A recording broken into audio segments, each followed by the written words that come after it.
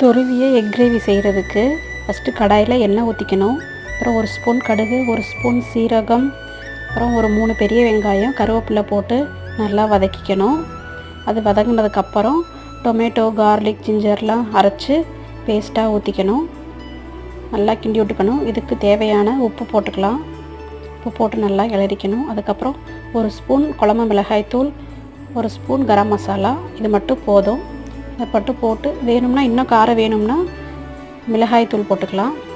அதுக்கப்புறம் கிரேவிக்கு தேவையான தண்ணி ஊற்றி நல்லா கொதிக்க விட்டதுக்கப்புறம் எக்கு பாயில் பண்ணி எடுத்துக்கணும்.